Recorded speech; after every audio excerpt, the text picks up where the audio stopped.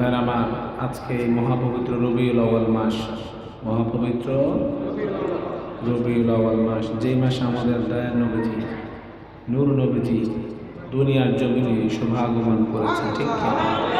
এই জন্য এই মাসের থেকে উত্তম মাস, এই মাসের থেকে বরকতময় মাস, এই মাসের থেকে রহমতময় মাস আর অন্য কোনো মাস হতে পারে না। কারণ লাউলা কালামা খালাকতুল আফলাক, আমাদের হাদিসে কুদসি আল্লাহ পাক বলে দিয়েছেন, আমি যদি রাসূলকে, নবীকে, শেষ নবীকে সৃষ্টি না করতাম, আমি আল্লাহ কোনো কিছুই সৃষ্টি করতাম না। লাউলা কালামা খালাকতুল জান্নাত, আল্লাহ পাক বলে দিয়েছেন, আমি শেষ নবীকে সৃষ্টি না করলে, ইয়া রাসূলুল্লাহ, আমি আপনাকে সৃষ্টি না করলে আমি জান্নাত সৃষ্টি করতাম না। লাউলা কালামা খালাকতুদ দুনিয়া, ইয়া রাসূলুল্লাহ, আমি যদি আপনাকে সৃষ্টি না করতাম এই দুনিয়া সৃষ্টি করতাম না। লাউলা কালামা আযহারতু রুবুবিয়াতি, আল্লাহ যা আছে আমরা জানি কিনা, আল্লাহ আছে কিনা, আমরা কি আল্লাহকে দেখেছি? আল্লাহর খবর আমাদেরকে কে দিয়েছেন? আল্লাহ যে আছেন সেটা আমাদেরকে কে খবর দিয়েছেন? আমাদের দয়ার নবীজি, আমাদের নূর নবীজি, ঠিক কিনা? আমরা নূর নবীজির মাধ্যমে জানতে পেরেছি যে আল্লাহ আছেন। আমরা আল্লাহকে দেখি নাই, আমরা আল্লাহকে কি করি? বিশ্বাস করি, ঠিক কিনা? তো এই যে আল্লাহ আছেন, আল্লাহ জানিয়েছেন আমাদেরকে, আল্লাহ বলে দিয়েছে, ইয়া রাসূলুল্লাহ, আমি যদি আপনাকে সৃষ্টি না করতাম, আমি যে আল্লাহ একজন আছি এটা কাউকে জানাতাম না। জোরে বলেন সুবহানাল্লাহ। আমি আল্লাহ মানুষকে, আমি আল্লাহ যে আছি এটা আমি মানুষকে জানিয়েছি, প্রকাশ করেছি আপনার মহব্বতে। জোরে বলেন সুবহানাল্লাহ।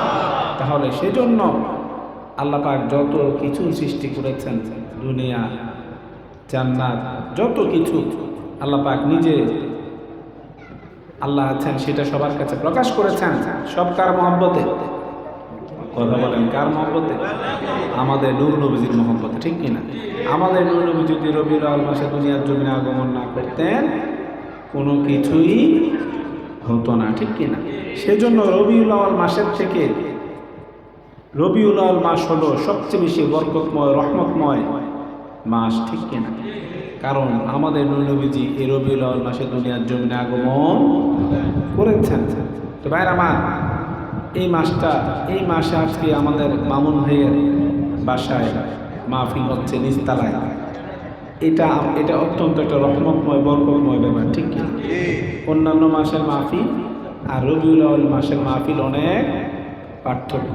রহমত বরকত বেশি না কম? রবিউল আউয়াল মাসের মাহফিলের রহমত বরকত অনেক বেশি। সেজন্য ভাইরা আমার, আমাদের নবীজির আগমন এটা আমরা খুশি না বেজা? একমাত্র শয়তান ছাড়া, যাদের ঈমান নাই তারা ছাড়া সবাই খুশি, ঠিক কিনা? যারা বলেন সবাই খুশি। আমাদের নবীজি ওয়ামা আরসালনাকা ইল্লা রাহমাতাল লিল আলামিন, আমাদের নবীজিকে আল্লাহ পাক বলেছেন, আমি আপনাকে প্রেরণ করেছি সব আলমের রহমত হিসেবে। আলহামদুলিল্লাহি রাব্বিল আলামিন, সব আলমের রব হচ্ছেন আমাদের আল্লাহ পাক। যত আলম আছে সব আলমের রবকে আমাদের আল্লাহ, আর যত আলম আছে সব আলমের রহমত হচ্ছেন আমাদের নূর নবীজি। যারা বলেন সুবহানাল্লাহ। এই জন্য নূর নবীজির মহাব্বতে যারা খুশি হয়, সে যদি কাফেরও হয়, সে কি পায়? একটা বেনিফিট সে পায়, ঠিক কিনা? আবু লাহাবের কথা আমরা শুনেছি কিনা? ইমানদার না কাফের? তারপরও আমাদের নূর নবীজি আগমন করেছেন, এই খবর যখন দাসী এসে বলেছে, সে খুশি হয়ে কি করেছে? দাসীকে মুক্ত করে দিয়েছে। যার কারণে যদিও আযাব গজবে সবসময় থাকে, কিন্তু প্রত্যেক সোমবার, প্রত্যেক সোমবার উনি যে আঙ্গুল দিয়ে দাসীকে মুক্ত করে দিয়েছিল, ওই আঙ্গুল দিয়ে কি পায়? পানি পায়। কোনো বর্ণনায় আছে পানি পায়, কোনো বর্ণনায় আছে মধু পায়, ঠিক কিনা? বিইতাকাতি সুয়াইবা, ওনার দাসী সুয়াইবাকে মুক্ত করে দেওয়ার জন্য। তাহলে কাফের যদি, আমাদের নবীজিকে কাফেররা কষ্ট দিত, অত্যাচার করত, নিপীড়ন করত, সাহাবীরা বলতো, ইয়া রাসূলুল্লাহ, আপনি যা বলেন আল্লাহ তো তাই শোনেন, আপনি একটু লানত দিলেই তো তাদেরকে আল্লাহ পাক ধ্বংস করে দিবে, আপনি তাদেরকে একটু লানত দেন। আমাদের নবীজি ওরানি জবান মরদ দিয়ে বলতেন, সাহাবীদেরকে রিপ্লাই দিতেন, ইন্নী লাম উবআথ লাআনা ওয়া ইন্নামা বুইসতু রাহমাতা। নবীজি বলতেন, হে সাহাবারা জেনে রাখো, ইন্নী লাম উবআথ লাআনা, আল্লাহ আমাকে লানত দেওয়ার জন্য দুনিয়ার জমিনে প্রেরণ করে নাই। ওয়া ইন্নামা বুইসতু রাহমাতা, আল্লাহ পাক আমাকে দুনিয়ার জমিনে প্রেরণ করেছে শুধু রহমত হিসেবে। এই জন্য আমাদের নবীজি কাউকে কি দিতেন না? কথা বলেন, কি দিতেন না? আমরা তো ছোটখাটো ব্যাপারে একজনকে লানত দিতে থাকি, দেই কিনা? গজব দেই, লানত দেই। হালকা যদি আমাদের মধ্যে কোনো কন্ট্রাডিকশন হয়, কোনো দ্বন্দ্ব হয় বা ঝগড়া হয়, আমরা লানত দিয়ে দিই, ঠিক কিনা? অথচ এটা লানত দেওয়াটা আমাদের নূর নবীজির, আমাদের দয়াল নবীজির আদর্শের পরিপন্থী। যেমন বুখারী শরীফের হাদিস কিতাবুল আদাবতের মধ্যে রয়েছে, আমাদের দয়াল নবীজি, আমাদের নূর নবীজি কখনো লাম ইয়াকুনিন নবী সাল্লাল্লাহু আলাইহি ওয়াসাল্লাম লাআনা ওয়ালা ফাহাশা ওয়ালা বাদআ। বুখারী শরীফের হাদিস, নূর নবীজি কাউকে লানত দিতেন না, নূর নবীজি অশ্লীল কথা বলতেন না, এবং নূর নবীজি নির্লজ্জ ছিলেন না। জোরে বলেন সুবহানাল্লাহ। এগুলি বলার কারণ হলো নবীজি এসব ছিলেন না, এগুলি বলাটা এগুলি আমরা বলতেছি কেন? আমাদের শিক্ষার জন্য। আমাদের কিসের জন্য? কারণ বুইসতু মুআল্লিমান, এটা বুখারী শরীফের হাদিস। নূর নবীজি নুরানি জবান মরদ বলে দিয়েছেন, বুইসতু, আমি নবী দুনিয়ার জমিনে প্রেরিত হয়েছি মুআল্লিম কি হিসেবে? বাবে তাফসীর থেকে মুআল্লিম কি হিসেবে? শিক্ষক, ইসমে ফাইলে সিগা মুআল্লিম, আমি দুনিয়াতে এসেছি শিক্ষক হিসেবে তোমাদেরকে শিক্ষা দেওয়ার জন্য। ভাইরা আমার, যে শিক্ষা গ্রহণ না করে সে কি শিক্ষক হতে পারে? শিক্ষক হতে আগে কি করতে হয়? শিক্ষা গ্রহণ করতে হয়, তারপর সে শিক্ষক হয়। কিন্তু আমাদের নবীজিকে দুনিয়ার জমিনে কারো কাছে পড়ালেখা করেছেন? সবার বেলায় একরকম, যে নিজে শিক্ষা আগে গ্রহণ করতে হবে, ঠিক কিনা? তারপর গিয়ে সে শিক্ষিত হতে পারবে। শুধুমাত্র একজন আমাদের দয়াল নবীজি, যিনি দুনিয়ার জমিনে আমাদের নূর নবীজির কোনো শিক্ষক ছিল না, ঠিক কিনা? এটা একমাত্র কার বেলায়? নূর নবীজির বেলায়। নূর নবীজির শিক্ষক কে ছিলেন? আমাদের আল্লাহ পাক নূর নবীজিকে শিক্ষা দিয়েছেন। আমাদের নূর নবীজি দুনিয়ার জমিনে কারো কাছে না শিক্ষক কি শিক্ষক, ঠিক কিনা? আর এই সৃষ্টি জগতের যত মানুষ আছে, কোটি কোটি কোটি কোটি কোটি কোটি মানুষ, কেউ নিজে শিক্ষা গ্রহণ না করে শিক্ষক হতে পারবে না। এই জন্য অনেকে একদল যাদের ঈমান নাই, মূলত তাদের কি নাই? ঈমান নাই, তারা বলে নবীজি মূর্খ ছিলেন। নবীজির শানের বেয়াদবিমূলক কথা যারা বলে, এগুলি যাদের ঈমান নাই তাদের দ্বারাই সম্ভব। যার ভিতরে ঈমান আছে, নূর নবীজির শানে আঘাত আসে এমন কোনো কথাই তার মুখ থেকে বের হতে পারে না, সে যেই হোক, ঠিক কিনা? আর যার ভিতরে ঈমান নাই, সে যত বড় শিক্ষিত হোক, সে নবীজির শানে বেয়াদবিমূলক কথা বলবে। আর যার ভিতরে ঈমান আছে, সে যদি শিক্ষিত না হয়, মূর্খ হয়, সরাই ABCDও যদি না পারে, ঈমান যদি থাকে, দেখা যাবে যে তার মুখ থেকে তার এমন কোনো কথা বের হবে না যে কথাটা নূর নবীজির শানে আঘাত আসে, কারণ তার ভিতরে কি আছে? ঈমান আছে। অনেকে আমাদের নূর নবীজিকে মূর্খ বলতে চায়, নাউজুবিল্লাহ পড়েন। অথচ আমাদের নূর নবীজি বলেছেন, আমি হলাম শিক্ষক হিসেবে দুনিয়ার জমিনে এসেছি। কোরআন শরীফ আল্লাহ পাক দয়াল নবীজি নিজে বলেছেন আমি শিক্ষক। আমাদের কোরআন শরীফ আল্লাহ পাক আমাদের নূর নবীজিকে কি বলেছেন? শিক্ষক বলেছেন। কামা আরসালনা ফীকুম রাসূলাম মিনকুম ইয়াতলু আলাইকুম আয়াতিনা ওয়া ইউযাক্কিকুম ওয়া ইউআল্লিমুকুমুল কিতাবা ওয়াল হিকমা ওয়া ইউআল্লিমুকুম মা লাম তাকুনু তা'লামুন। জোরে বলেন সুবহানাল্লাহ। কোরআন শরীফ আল্লাহ পাক বলে দিচ্ছেন, আমি রাসূলকে তোমাদের নিকট প্রেরণ করেছি, ইউআল্লিমুকুমুল কিতাবা ওয়াল হিকমা, তিনি তোমাদেরকে কিতাব শিক্ষা দিবেন, হিকমত শিক্ষা দিবেন। ওয়া ইউআল্লিমুকুম মা লাম তাকুনু তা'লামুন, তোমরা যা জানো না রাসূল তোমাদেরকে তা শিক্ষা দিয়ে দিবেন। তোমরা যা জানো না, কোনো লিমিটেশন নাই। আমরা যা জানি না সব কিছু শিক্ষা দেওয়ার মতো সেই শিক্ষা নূর নবীজির কাছে আছে। এটা কোরআন শরীফ দ্বারা, আল্লাহর কথা দ্বারা প্রমাণিত। আল্লাহ বলে দিয়েছেন কোরআন হিকমত শিক্ষা দেবে। শুধু কোরআন হিকমত না, তোমরা যা জানো না সব রাসূল তোমাদেরকে শিক্ষা দেওয়ার জন্য দুনিয়ার জমিনে এসেছেন। জোরে বলেন সুবহানাল্লাহ।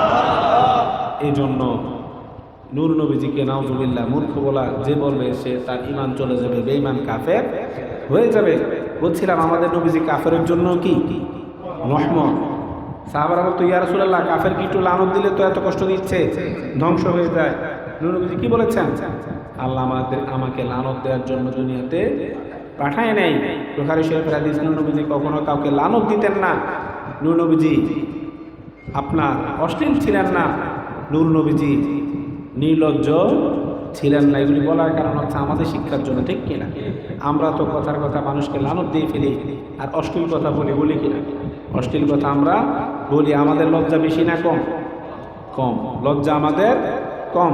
যেমন তিরমিজি শরীফের হাদিস, আমাদের দয়াল নবীজি নূর নবীজি নুরানি জবান মুরব্বি বলে দিয়েছেন ওয়াল বাদাউ ওয়াল বায়ানু শুরবাতানি মিনান নিফাক।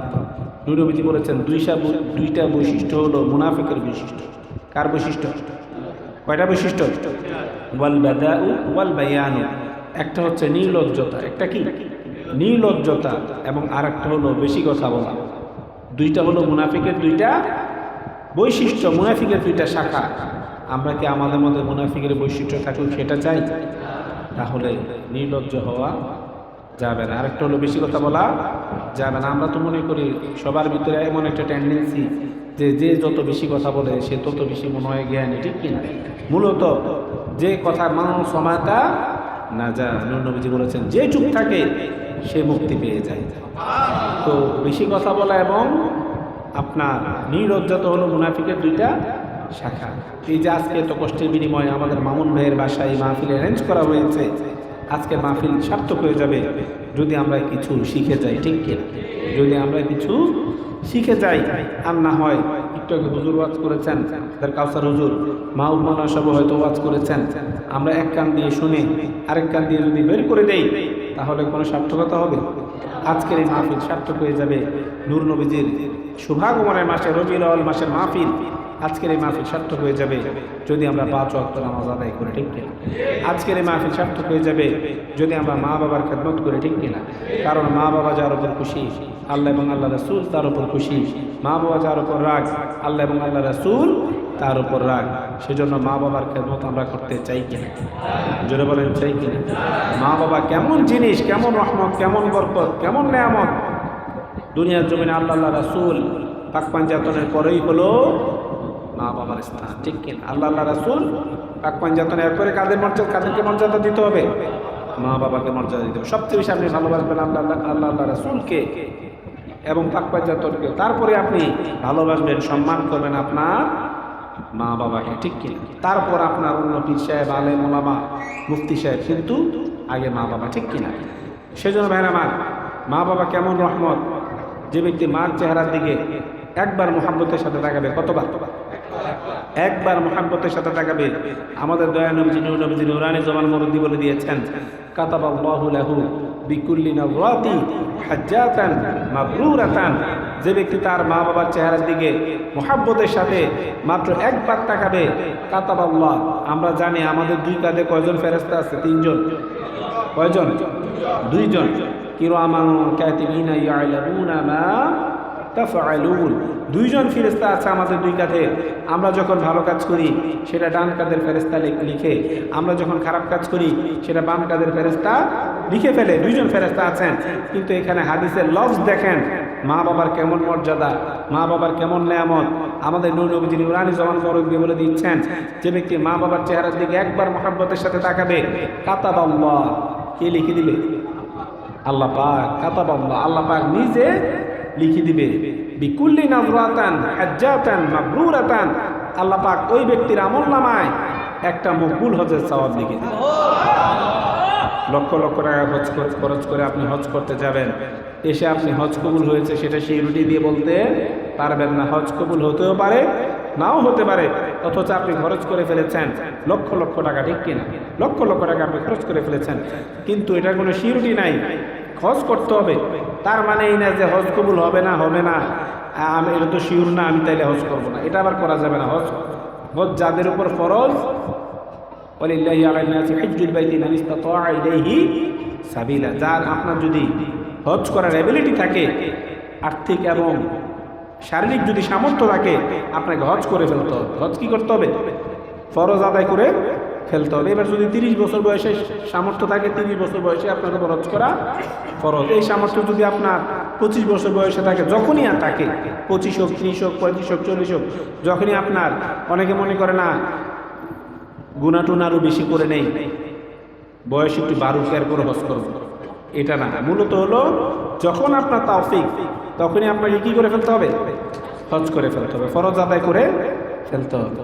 তো ভাইয়ের আমার, তো হজ করে এসে আপনি বলতে পারবেন না কবুল হয়েছে, কিন্তু নূর নবীজির চেহারা, আপনার মা বাবার চেহারার দিকে যে ব্যক্তি একবার তাকাবে, নূর নবীজি বলেছেন আল্লাহ পাক প্রত্যেকবার নজরের বিনিময়ে আল্লাহ পাক তার আমলনামায় একটা মকবুল হজের সওয়াব লিখে দেন। ক্বালু, সাহাবারা বলল, ইয়া রাসূলুল্লাহ ইন্না যারা কুল্লা ইয়াউমি মিয়াতা মাররা, ইয়া রাসূলুল্লাহ আমরা যদি ডেইলি 100 বার, কতবার? মিয়াতা মাররা, আমরা যদি ডেইলি 100 বার আমাদের মা বাবার চেহারার দিকে তাকাই, তাহলে আমরা কয়টা হজের সওয়াব পাবো? আমাদের নবীজি বললেন, ক্বালা নাআম, যদি 100 বার তাকাও, 100টা হজের সওয়াব তোমার আমলনামায় আল্লাহ পাক নিজে লিখে দিবেন। তাহলে মা বাবার মর্যাদা আছে কি না? বেশি নাকি কম? মা বাবার মর্যাদার শেষ নাই। মা বাবাকে সম্মান করতে হবে, মা বাবাকে খুশি রাখতে হবে, মা বাবার খেদমত করতে হবে, তাহলে আজকের এই মাহফিল সার্থক হয়ে যাবে, ঠিক কিনা? বেরাবার আমি 2-3 মিনিটের মধ্যে শেষ করে দিচ্ছি। আপনাদের কাছে অনুরোধ, হালাল রোজগার করবেন, সুদ খাবেন না, সুদ দিবেন না, ঘুষ খাবেন না, ঘুষ দিবেন না, পরের হক নষ্ট করবেন না, পরের জমি জমা দখল করবেন না, মদ গাঁজা ফেন্সিডিল খাবেন না, মদ গাঁজা ফেন্সিডিলের ব্যবসা করবেন না। আমরা রাজি কিনা? জোরে বলেন রাজি কিনা? সুদ খেলেও গুনাহ, সুদ দিলেও গুনাহ, ঘুষ খেলেও গুনাহ, ঘুষ দিলেও গুনাহ। আর পরের হক যদি আপনি নষ্ট করেন, যার হক আপনি নষ্ট করেছেন, সে ব্যক্তি মাফ না দেওয়া পর্যন্ত আল্লাহ আপনাকে মাফ দিবে না। মনে রাখবেন, আল্লাহ পাক গফুর রহিম, আল্লাহ পাক গফুর রহিম। আল্লাহ পাক যে কোনো সময়, যে কোনো একটা ওয়াসিলাতে, হতে পারে আজকে এই মাহফিলে আসার ওয়াসিলাতে আমাদের জীবনের সব গুনাহ আল্লাহ কি করে দিবে? মাফ করে দিবে। একটা ওয়াসিলা দরকার। কি দরকার? ইয়া আইয়ুহাল্লাযীনা আমানুত্তাকুল্লাহ ওয়াবতাগু ইলাইহিল ওয়াসিলা। আমরা আল্লাহর ওলিদের দরবারে যাই কিসের কারণে? ওয়াসিলার কারণ, ঠিক কিনা? ওয়াসিলার জন্য। আমরা আল্লাহর ওলিদেরকে আল্লাহ মনে করি না, ঠিক কিনা? আমরা আল্লাহ মনে করে কিছু চাই, আমরা আল্লাহ বলি না, আমরা বলি আল্লাহর বন্ধু, ঠিক কিনা? এখন বিভিন্ন জায়গায় দেখা যায় মাজার ভেঙে দিচ্ছে, এরকম আছেই না? এগুলি আমাদেরকে কি থাকতে হবে? সতর্ক থাকতে হবে। কারণ ওনারা হচ্ছেন আল্লাহর ওলি। ওনারা কি? আলা ইন্না আউলিয়াল্লাহি লা খাউফুন আলাইহিম ওয়া লা হুম ইয়াহজানুন। আল্লাহর ওলি যারা, তাদের কোনো ভয় নেই দুনিয়াতেও আখিরাতেও। তো যারা মাজার ভাঙতে চায়, বোঝা গেল তারা আল্লাহর ওলির দুশমন, বোঝা গেল আল্লাহরও দুশমন, ঠিক কিনা? কারণ ওলি আল্লাহ মানে কার বন্ধু? আল্লাহর বন্ধু। যারা মাজার ভাঙতে চায়, মূলত তারা ইসলামের দুশমন, ঠিক কিনা? কারণ আল্লাহর, আমরা ইসলাম পেয়েছি কাদের মাধ্যমে? ওলিদের মাধ্যমে। আমরা ইসলাম পেয়েছি ওলিদের মাধ্যমে। ওলিরা এই দেশে এসে, সব এই দেশে না, সব জায়গায় ওলিরা কি করেছেন? ইসলাম প্রচার করেছেন। এই ওলিদের মাজারকে যারা ভাঙতে চাইবে, বোঝা গেল তারা ইসলামের দুশমন, ঠিক কিনা? কুবুরি দিয়ে ইসলামের লেবাস থাকলো, মূলত তারা ইসলামের দুশমন, গোড়া কেটে দিতে যাচ্ছে, ঠিক কিনা? যারা ইসলামকে প্রতিষ্ঠিত করেছেন, যাদের কারণে যে এখানে কাফের ছিল, শাহজালাল এসে কি করেছেন? ইসলামের প্রচার করে মুসলমান আমাদেরকে বানিয়েছেন। তো এই ওলি আল্লাহদের মাজারকে যারা ভাঙতে চায়, বোঝা গেল তারা মূলত গোড়াকে কেটে ফেলতে চায়, ঠিক কিনা? তো সেই জন্য আমাদেরকে সতর্ক থাকতে হবে। বলছিলাম, আল্লাহ পাক সব একটা কি দরকার? ওয়াসিলা দরকার। একটা ওয়াসিলা দরকার। হতে পারে এই মাহফিলে আসার ওয়াসিলাতে আল্লাহ পাক আমাদের জীবনের সব গুনাহ মাফ করে দিবে। কিন্তু পরের হক যদি আপনি নষ্ট করেন, সবচেয়ে বেশি ডেঞ্জারাস, সবচেয়ে বেশি ইনক্রেডিবল বিষয় হলো পরের হক। পরের হক যদি আপনি নষ্ট করেন, যার হক আপনি নষ্ট করেছেন, সে মাফ না দেওয়া পর্যন্ত আল্লাহ আপনাকে মাফ দিবে না। আর আপনি যে যার হক নষ্ট করেছেন, সে রফুর রহিম না, সে গফুর রহিম না। মানুষ হলো সেলফিশ, মানুষ হলো স্বার্থপর। মানুষ কখনো স্বার্থ ছাড়া আপনার হকটা সে মাফ করবে না। সেই জন্য পরের হক নষ্ট করা যাবে না, পরের জমি দখল করা যাবে না, পরের টাকা পয়সা মেরে দেয়া যাবে না। আল্লাহ যাতে আমাদের সবাইকে 5 ওয়াক্ত নামাজ পড়ার তৌফিক দান করেন। আল্লাহ যাতে আমাদের সবাইকে 5 ওয়াক্ত নামাজ পড়ার তৌফিক দান করেন। আল্লাহ যাতে আমাদের সবাইকে 5 ওয়াক্ত নামাজ পড়ার তৌফিক দান করেন। আল্লাহ যাতে আমাদের সবাইকে মা বাবার খেদমত করার তৌফিক দান করেন। আল্লাহ যাতে আমাদের সবাইকে মা বাবার খেদমত করার তৌফিক দান করেন। আল্লাহ যাতে আমাদের সবাইকে মা বাবার খেদমত করার তৌফিক দান করেন। আল্লাহ যাতে আমাদের সবাইকে হালাল রুজি রোজগার করার তৌফিক দান করেন। আল্লাহ যাতে আমাদের সবাইকে হালাল রুজি রোজগার করার তৌফিক দান করেন। আল্লাহ যাতে আমাদের সবাইকে হালাল রুজি রোজগার করার তৌফিক দান করেন। যারা সুদ খায়, যারা সুদ দেয়, যারা ঘুষ খায়, যারা ঘুষ দেয়, যারা পরের হক মেরে মেরে খায়, যারা মদ গাঁজা ফেন্সিডিল খায়, যারা মদ গাঁজা ফেন্সিডিলের ব্যবসা করে, আল্লাহ যাতে তাদের সবাইকে হেদায়েত নসিব করেন। যারা সুদ খায়, যারা সুদ দেয়, যারা ঘুষ খায়, যারা ঘুষ দেয়, যারা পরের হক মেরে মেরে খায়, যারা মদ গাঁজা ফেন্সিডিল খায়, যারা মদ গাঁজা ফেন্সিডিলের ব্যবসা করে, আল্লাহ যাতে তাদের সবাইকে হেদায়েত নসিব করেন।